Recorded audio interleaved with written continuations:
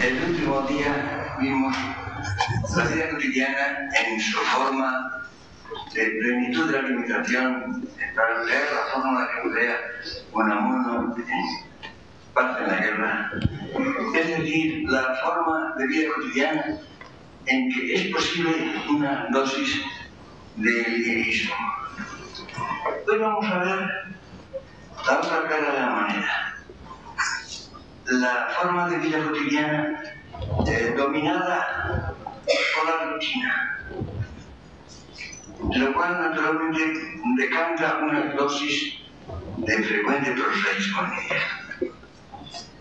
¿Recuerdan ustedes cómo insistí mucho en el valor que tiene que la vida sea cotidiana, de que la vida sea la de cada día, sobre todo por el hecho de que cada día empieza y termina?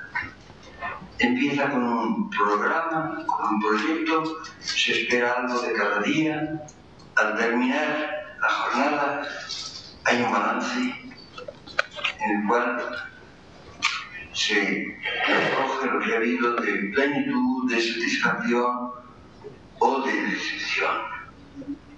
Recuerdan ustedes cómo les decía que cada día uno se despierta a algo. Se despierta uno a algo y a alguien. Uno se despierta a algunas personas, a algunas cosas, a algunos proyectos, a ciertas expectativas. Por la noche, al terminar la jornada, uno se despide también de eso o de esas personas y se hace esa cuenta, ese balance. Y naturalmente cuando se da plenitud, sobre todo plenitud de atención al detalle cotidiano de la vida, cuando se tiene presente ese carácter proyectivo, programático, de esperanza, que puede ser ilusión, que termina, repito, con satisfacción o con decepción. Estos son los dos aspectos que están abiertos. Y cuando se da cuenta de que la vida en cada día empieza y no termina, que la realidad personal es algo inacabado, algo imperfecto en el sentido etimológico de la palabra, no concluso. Entonces se descubre el argumento de la vida en cada detalle, en cada día, y eso es lo que le da esa posibilidad de plenitud, incluso en las vidas más sencillas, más elementales, que no tengan nada de particular. Pero eso no pasa siempre, no pasa siempre. Que la vida sea cotidiana a veces parece como una limitación. Hay un verso famoso francés que dice: "Ah, que la vie est quotidienne, ah, qué cotidiana es la vida", con una queja. Había alguien que decía: "Oh, qué monotonía, lunes, martes, miércoles". Evidentemente, si se toma así, si se ve como mera reiteración, mera repetición, entonces parece que la vida es monótona, es cada día y un día siguiente que es igual que el anterior. Como ven ustedes, hay las dos posibilidades de cómo se toma el carácter cotidiano de la vida. Hay un problema fundamental, como casi todo, de actitud, de instalación. Yo insisto mucho, el otro día ya lo recordaba, en la atención, el atender o no atender, el resbalar sobre las cosas. Es muy frecuente que se resbale sobre la vida sin atención, sin fijarse en ella, por tanto, sin saborearla. Lo cual no perjudica que el sabor sea bueno, puede no serlo, pero puede resultar que la vida sea sapia o que sea insípida. La insipidez, evidentemente, es algo sumamente grave que ocurre en la vida. Cuando no hay más que repetición, cuando hay más que monotonía, cuando no se espera nada de cada día, entonces esta resulta insípida.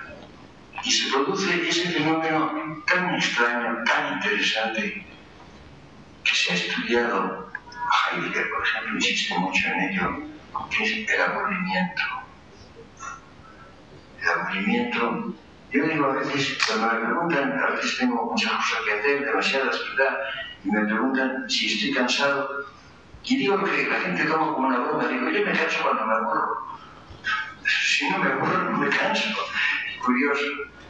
El aburrimiento es algo sumamente peligroso. Yo creo que es uno de los enemigos de nuestro tiempo. En nuestra época hay quizá dosis bastante grandes de aburrimiento. El aburrimiento puede venir de causas exteriores, pero sobre todo es un problema de actitud. Lo que llama Daniel Baile, llama Heidegger, que dedicó en capítulos interesantes al aburrimiento, es algo muy importante. Y hay una greguería que a mí me parece maravillosa, una greguería de Ramón Gómez de la Serna, que digo, si lo hubiera dicho Heidegger, se estarían escribiendo tesis sobre esto, que dice, aburrirse es besar la muerte. Es algo espléndido. Y evidentemente es algo que vacía la vida, que le quita su contenido, le quita su sentido. Y esto, insisto, puede venir de circunstancias objetivas, muy principalmente de la actitud del hombre. Quiero decir que el que la vida cotidiana sea algo capaz de plenitud, capaz de ilusión, a la última hora incluso capaz de felicidad, o bien sea una monótona rutina, una cosa aburrida, una cosa que no tenga programa, que no tenga argumento. Eso depende en proporciones enormes de nosotros mismos, de nuestras actitudes. Hay factores que son importantes. Hay un factor que influye en la forma como se vive la vida cotidiana y que en nuestra época se ha acentuado. En nuestra época que tiene tantas facilidades, la vida humana tiene un repertorio de facilidades incomparables que no ha tenido nunca, de abundancia, de riqueza, de medios técnicos. Hay en cambio un factor que en otras épocas ha sido muy infrecuente y ahora no lo es: la soledad. El número de personas, por ejemplo, que viven solas. Yo no digo que no sea posible una vida cotidiana con plenitud en la soledad, pero evidentemente requiere un esfuerzo mayor, requiere darle argumento, darle una serie de proyectos a esa vida, pero es mucho más difícil, evidentemente. El caso es que hay un número muy alto de personas. A mí me dijeron hace tiempo, yo no me fío de las estadísticas, saben que no creo en ella, pero me dijeron que en París que un 50% de la población vivía en soledad, personas que vivían solas. Claro, si se trata del París en conjunto no es posible. Si se trata del París antiguo, del París no con la banlieue lleno de gente jóvenes, parejas jóvenes, si se toma el París tradicional, es posible que haya una proporción análoga, porque hay mucha gente que es más o menos vieja, o muy vieja incluso, que vive sola, que no tiene familia. Antes era frecuente que las gentes tenían, casi todo el mundo vivía con alguien en la casa. Familias numerosas, hermanos o cuñados o hijos con frecuencia, que ahora empieza a no haberlos. Ustedes saben que por lo visto la producción de hijos por persona en Europa es 1 por 1.1 o 1.2, lo cual naturalmente quiere decir el envejecimiento general de las sociedades. La mayor parte de la gente no tiene, antes la gente vivía con padres, con abuelos. Esto no ocurre, o tenía servicio doméstico, había una criadita que vivía con la gente. Ahora, yo he conocido, y se trata no de vagabundos ni nada parecido, sino de gente de un nivel cultural, social y económico alto. Conozco 3 o 4 personas muy conocidas que han muerto solas, que han muerto en su casa solas, sin nadie más, se han muerto, las han encontrado muertas al día siguiente o varios días después. Esto evidentemente no era frecuente. La soledad de las personas que viven solas no era frecuente. Actualmente es bastante frecuente, sobre todo en las grandes ciudades. Si a esto añaden ustedes otro factor, que es que hay una cierta inseguridad, que mucha gente, por ejemplo, personas viejas que viven solas, que no se atreven a salir de su casa, que no se atreven apenas a tratar con otras personas porque no se fían. Esto refuerza la soledad. Evidentemente se puede, repito, tener una soledad sonora, puede haber una soledad llena de resonancias, puede haber una soledad imaginativa, sí, pero es difícil y evidentemente no está al alcance de cualquiera. Esto es, como ven ustedes, una potencia de monotonía, de vida cotidiana, sin proyecto, en definitiva, con gran dosis de prosaísmo que no depende, en definitiva, de la actitud de las personas o mínimamente, y depende más de condiciones objetivas, condiciones exteriores. Pero hay otros factores distintos que eso sí dependen más y que además, en cambio, tienen incluso una relación con las formas, diríamos, de un cierto bienestar. Es evidente que hay muchas personas que viven en un mundo de cosas. Esto es algo que es una idea que la tengo muy arraigada porque evidentemente el mundo está lleno de cosas, pero sobre todo ocupan el horizonte proyectivo y el horizonte mental de las personas. Hay gentes que viven entre cosas y viven para cosas. Piensen ustedes, por ejemplo, en el número de personas que se dedican, y esto es un hecho social que se ha comentado y que está preocupando, de comprar. Hay gentes que viven para comprar cosas, para llevar cosas a su casa, cosas que en general no les hacen ni tienen ningún uso atractivo. Las compran por comprarlas. Este fenómeno, por ejemplo, de los grandes almacenes que se producen como estampidas, como los rebaños, eso que vemos en las películas del oeste, de los búfalos, los bisontes, es una cosa extraña. En general, no es por una razón propiamente utilitaria, no, es porque se dispara como un mecanismo.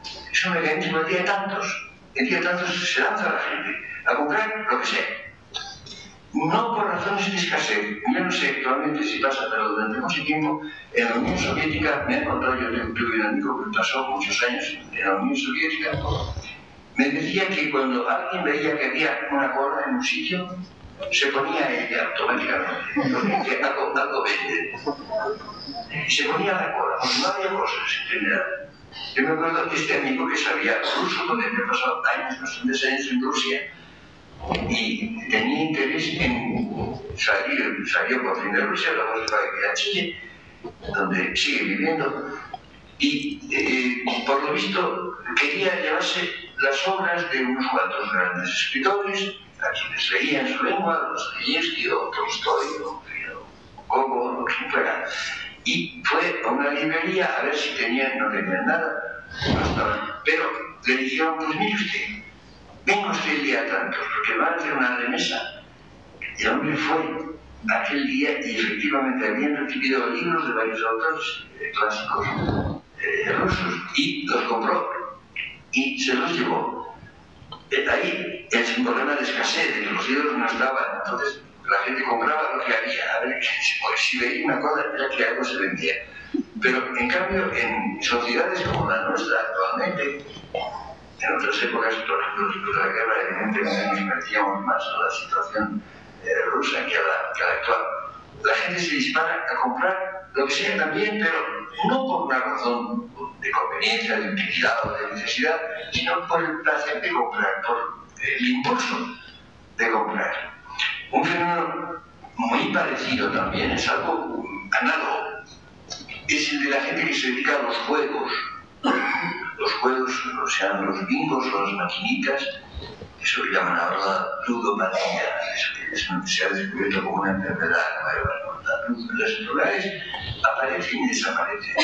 Piense, por ejemplo, que se han extirpado casi pues, la poliomielitis, por ejemplo, está muy combatida y muy disminuida la tuberculosis, la viruela ha desaparecido y ya la viruela antes no se podía viajar sin un certificado de viruela. Y en los aeropuertos le pedían un certificado de vacunación antivariole que si no lo llevaba lo vacunaban en el mismo aeropuerto. Me acuerdo de un amigo mío que llegó a Nueva York, yo lo esperaba. Me acuerdo que llegó y se le había olvidado el certificado. y lo vacunaron en el aeropuerto. Y me dijo, me han debido poner una vacuna de bisonte porque me han prendido de un modo tremendo. Esto ocurría, ¿no? Ya no, hace unos años me contaron una historia bastante curiosa. Apareció un enfermo en un hospital sueco y tenía una enfermedad que nadie conocía, nadie sabía lo que era, y había un marinero español que estaba en una cama y dijo, ese tío lo que tiene es viruela. Nadie lo conocía. Y había aparecido con un caso de viruela contraída no saben dónde, porque es una, ya no sé. Vacuna, la gente ya no hay para la vacuna antes de... Pero en cambio han aparecido otras enfermedades nuevas, ¿no? Una de ellas es, desgraciadamente, el SIDA, que es un problema en esta plaza, ¿no? Pero otra es la ludopatía, que es quizá menos grave que otro tipo, pero también muy inquietante. Es decir, la gente que finge un proyecto, es decir, la gente que se pone con una maquinita a echar monedas sobre qué pasa, ¿no? A perderlas, normalmente no. Pero es por hacer algo, porque tiene una vida vacía, porque tiene una vida sin programa, porque está en un terrible aburrimiento. Y ahí sí, ahí interviene enormemente la actitud. Piensen, por ejemplo, les hablaba el otro día a ustedes de la diferencia que hay entre la situación y la condición. La situación es como uno le va, la condición es lo que uno es. Cuando alguien está contento de lo que es, cuando adhiere a lo que es, por ejemplo, profesionalmente, aunque no le convenga la situación, aunque tenga mucho trabajo y poco sueldo o condiciones que no son deseables, sin embargo, adhiere a esa condición que tiene. Pero si esto falta, entonces el trabajo se convierte en una imposición o en una mera necesidad. Hay que trabajar para poder vivir, para poder comer, la pura necesidad económica, pero es algo que se hace a disgusto. Yo recuerdo que Unamuno, de un modo muy perspicaz, hablaba de cómo la gente, hay gente que hace las cosas, él hablaba, por ejemplo, de decir el Zapatero, que si se muere, se nos ha muerto esta persona que nos hace algún servicio. Porque cuando alguien hace las cosas con vocación, las hace para que los demás estén mejor, para que vivan mejor. Es decir, es un buen zapatero, no solamente que haga buenos zapatos, sino los hace para que los demás puedan vivir tranquilos, cómodos, con los pies cómodos, y puedan vacar a otras ocupaciones, a otros intereses. Esto existe, está muy disminuido. Entonces, es porque se ha planteado una visión puramente económica del trabajo. Es curioso, no se llama trabajo a lo que no es remunerado con un salario. Por ejemplo, se habla mucho de las mujeres que trabajan y las mujeres que no trabajan. En general trabajan todas. Y las que no trabajan, las que no tienen un puesto, suelen trabajar inhumanamente. Probablemente son las que más trabajan. Pero si no tienen un sueldo, si no tienen un puesto de trabajo y un sueldo, por tanto, un salario, eso no cuenta porque se ha hecho trabaja por vocación, el investigador, el artista, el escritor, trabaja a veces en jornadas ilimitadas. No es trabajo propiamente, no porque lo hacen por vocación, lo hacen por una necesidad interior, lo hacen porque es el argumento de su vida. Como ven ustedes, depende de cómo se toma la cosa. A mí la cosa que me parece bastante angustiosa es el afán que tiene la gente por la jubilación. La jubilación suele ser algo muy triste, muy honesto. Hay cierto tipo de profesiones en que no se jubila uno nunca. Por lo menos no se jubilan hasta que se mueren. Pero hay otras en las cuales pues, no es muy fácil porque no tienen equivalente. Y entonces en estas profesiones parece asombroso que la gente quiera jubilarse. Yo recuerdo que el tiempo que yo enseñé en la Universidad de California, en Los Ángeles, había un profesor de lenguas clásicas que estaba, lo veía yo por el campus de Los Ángeles. Iba todos los días, estaba jubilado, pero no podía vivir. Tenía que pasar por allí, estar en la universidad, ver a los estudiantes, verlos entrar y salir. Ya no daba clases. Pero me parecía patético, era conmovedor este hombre, ¿no?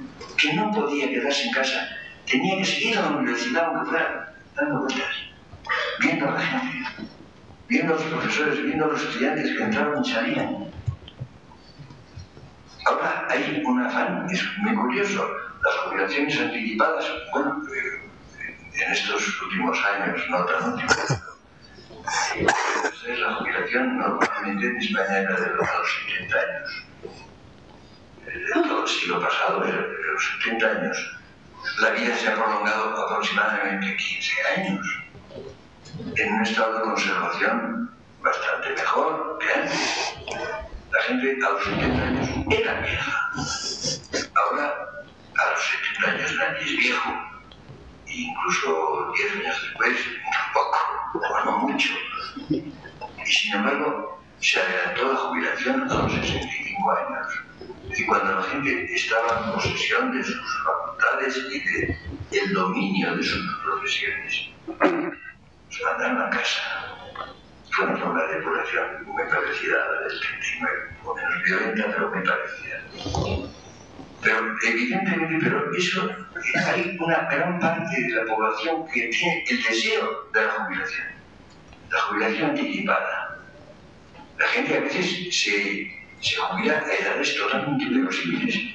Tengo una amiga que fue antigua alumna mía, es uruguaya, en los Estados Unidos, y me contó que dada su profesión, dados los hijos que tenía y, en fin, sus trabajos y méritos, se pudo jubilar, no se jubiló, pero se pudo jubilar legalmente a los 30 años. Y dije, bueno, todo lo que pasa en Uruguay me lo explico. ¿Cómo es posible esto, no? A los 30 años legalmente se podía jubilar, porque tenía, me parece, 3 hijos, porque tenía no sé qué títulos, que había hecho, bueno, lo que sea. Tenía la capacidad legal de jubilarse. Pero la gente se jubila ahora a los 50 años, a los 55 años, a edades verdaderamente asombrosas, lo cual naturalmente suele producir el tedio, el aburrimiento, porque la mayor parte de la gente no tiene luego capacidad de tener programas, de tener proyectos vitales. Y entonces es bastante frecuente, está estudiado con cierto detalle en cómo es muy frecuente que la gente muere poco después de la jubilación, por falta de proyecto, por falta de ganas de vivir, por falta de ilusión en definitiva. Y esto produce naturalmente una especie de ola de rosaísmo, de aburrimiento. Y entonces cada día es un día cualquiera. Un día que no tiene argumento, que no tiene expectativa, que no tiene avance, del cual no se espera nada y que simplemente se añade y es un día más hasta el día que la gente muera. Frecuentemente, no olviden ustedes que se está perdiendo la expectativa de la vida después de la muerte. Lo cual influye en esto naturalmente, claro está. Dirán ustedes, bueno, pero es que hay una inseguridad, siempre inseguridad, incluso racionalmente se puede tener, la fe incluso más sólida no está libre de dudas, de zozobras, de preocupaciones. Sí, pero se cuenta con ello y se cuenta con el argumento, se cuenta con el desenlace, se considera que la vida es un horizonte que tiene la muerte al fondo, pero que eso no es sin más el final. Ahora, ustedes imaginen una vida que es un día tras otro, sin programa, sin argumento, sin ningún tipo de ilusión particular, un día más, hoy otro día siguiente, igual que el anterior, y uno que es el último simplemente, y después de cuál no se espera nada. Oh, eso sí que es la invasión del prosaísmo, es la forma misma del aburrimiento, es la pérdida de horizonte y por consiguiente a última hora del sentido de la vida. Y es el reverso de esa plenitud de la limitación de que hablábamos el otro día. Y ahí sí hay una intervención muy directa de la actitud. Como ven ustedes, diríamos que se trata de falta de imaginación. Pero la falta de imaginación nace sobre todo de la despersonalización. Cuando uno se vive a sí mismo como persona, Cuando está tratando con otras personas con las cuales convive, a las cuales ve también como personas, por lo tanto se encuentra con realidades inacabadas. Nunca insistiré bastante en el carácter de la persona humana, a diferencia de todas las demás realidades, que es llevar la irrealidad dentro de sí misma. Las cosas son cosas. Las cosas son lo que son, y nada más. Están dadas. Por eso son datos. Son datos porque están dadas.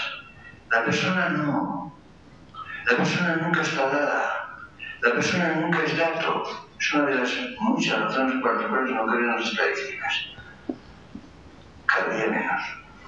Pero es evidente, la persona está inacabada, es proyectiva, es real e irreal a la vez. Y por tanto es siempre insegura. Es siempre, en definitiva, la vida humana es una aventura. Una aventura de cada día, una aventura de la vida cotidiana y de los proyectos a largo plazo, articulados en edades, que pierden su sentido también si no hay un argumento de ellas. Y entonces, la tendencia a interpretar la realidad como un conjunto de cosas y nada más. Cosas. Eso anula el programa, anula naturalmente el argumento de la vida. Y entonces se produce precisamente esa monotonía, ese carácter rutinario. La vida no es rutina, no tiene por qué ser rutina. La vida es siempre sorpresa.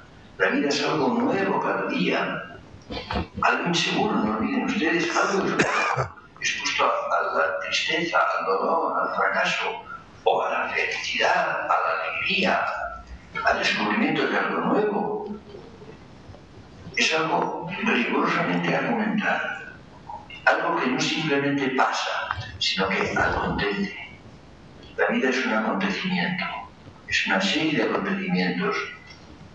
Y naturalmente, en la medida en que la vemos incluso en la totalidad de su horizonte, en que vemos justamente ese telón que es la muerte precisamente, nos planteamos la cuestión de qué hay detrás del telón.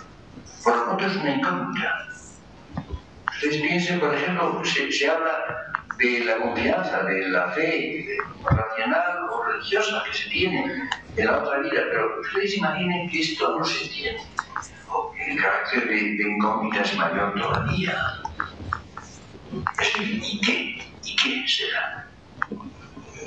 Si se da por supuesto que no hay nada, esta es una decisión arbitraria que va contra la vivencia inmediata de decir, no sé, no lo sé.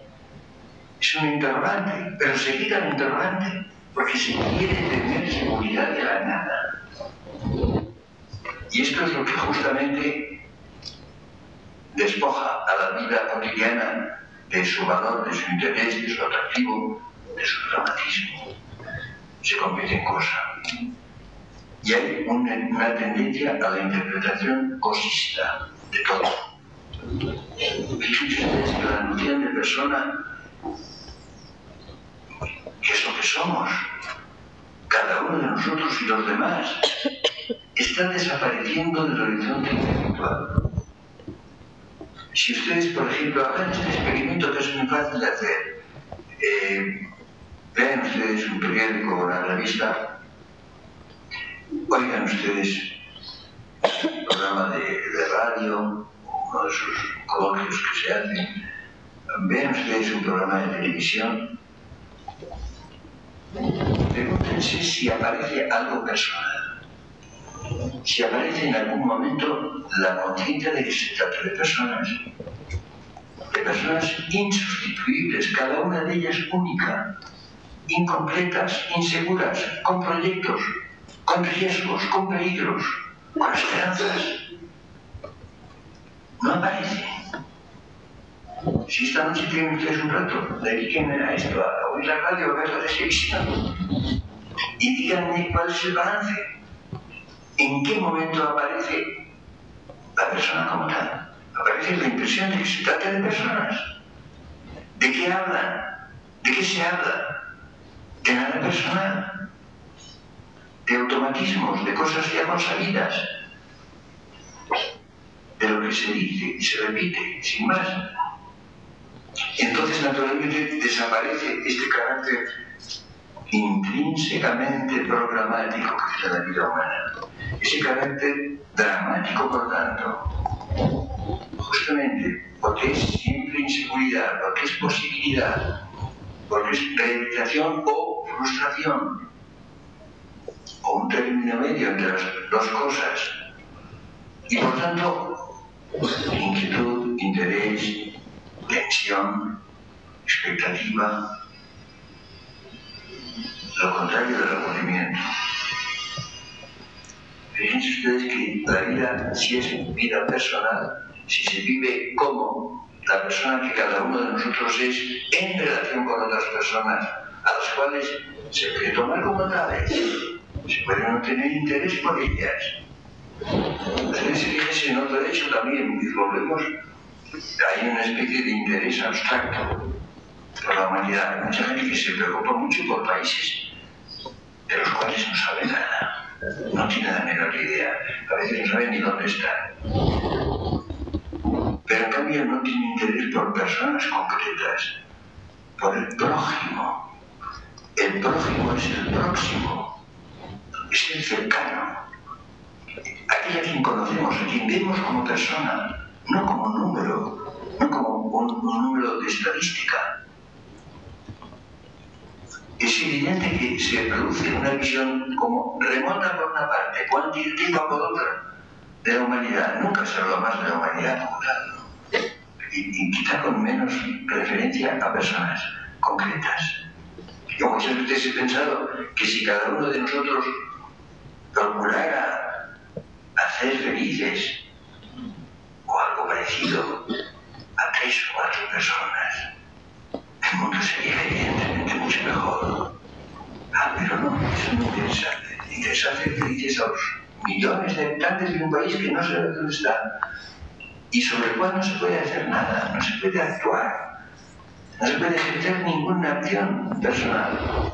En cambio, a lo mejor tiene uno a personas alrededor, a veces son de la familia, son amigos, son conocidos, son el vecino enfrente, a los cuales evidentemente se les podría hacer algo, se les podría dar, no sé, compañía, amistad, tal vez consuelo, yo qué sé. Esto no interesa, esto no parece interesante.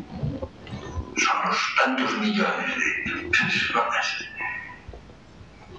¿Comprenden ustedes? Es decir, se produce como una especie de vaciamiento de la vida, y esto es justamente el prosaísmo. El lirismo va acompañado, recordarán ustedes, en la primera de estas lecciones ligué como algo muy estrecho el lirismo y la ilusión. En definitiva, son dos ideas que se aproximan, que tienen una relación íntima, que se condicionan mutuamente. En definitiva, la una consiste en cada parte de la otra. Y todas ellas son de dimensiones de la persona, son formas de la vida personal como tal. Ustedes piensen, por ejemplo, en el hecho de la existencia de la mujer, que es el argumento de la vida. Yo he insistido hace muchísimos años, no sé, 30 años, explicando esto y aclarándomelo, que justamente los hombres, los varones o las mujeres necesitan, para estar juntos o juntas, algo, para hacer algo. El varón y la mujer no necesitan nada, son el proyecto, cada uno, de la otra del uno. No hace falta más. Lo cual, justamente, esa condición sexual ya da un argumento a la vida. Es el argumento intrínseco que tiene la vida en todo momento. Pero naturalmente esto pasa por las personas, no como las cosas. Las cosas no tienen argumento. Y por consiguiente se desvanece el lirismo y sobreviene el prosaísmo, la pura rutina, la pura monotonía, la visión cuantitativa de una vida que dura tantos días. En general no nos atrevemos a calcular los días que componen la vida, porque nos parecerán siempre pocos. 365 días y algún bisiesto, multipliquen ustedes, aunque lo multipliquen por 100, casi nadie vive un siglo. Pongan ustedes 2 ceros a los 365, añadan un puñado de bisiestos y les parecerá muy poco. Muy poco. Muy poco, sobre todo si cada día es igual que el otro, sino un día que pase y se va añadiendo al otro sin base y sin argumento. Si cada día tiene un valor, si cada día es su propio programa, que pide satisfacción, que pide realización, que la consigue o no la consigue, que ilusiona, entonces esos días son muchos días. Y cuando le quedan a uno pocos por enfermedad, por vejez, por lo que sea, por viejo, por perdido, resulta que esos pocos días, que pueden ser a veces muy pocos, resultan preciosos, resultan enormemente valiosos, interesantes, atractivos. Pues el otro reverso de la medalla. Como ven ustedes, hay condiciones objetivas, he insistido en ellas porque hay que contar con ellas, naturalmente. Hay 2 condiciones que dependen de la manera de instalación en la vida, de la actitud que cada uno de nosotros tiene, del grado de imaginación, del grado de atención, sobre todo. Y esto es lo que resume todo del carácter personal o impersonal de la vida humana.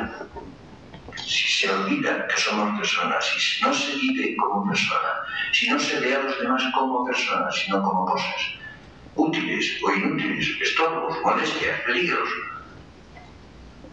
entonces la vida queda invadida por la más desesperante monotonía y por consiguiente por un prosaísmo que la priva de todo atractivo y de toda emoción. Como ven ustedes, la realidad, y es lo que estoy tratando de ver en este curso, en cada momento desde cada aspecto tiene 2 caras.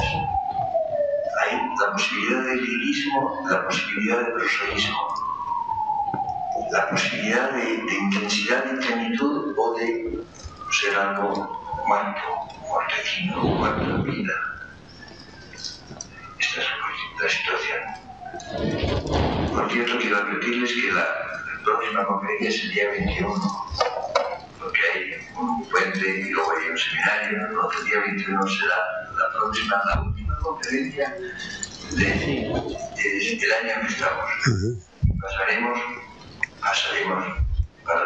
después a ese extraño, mítico año 2000, que cuando yo era joven parecía algo tan remoto, tan inaccesible, y ahora está nada en el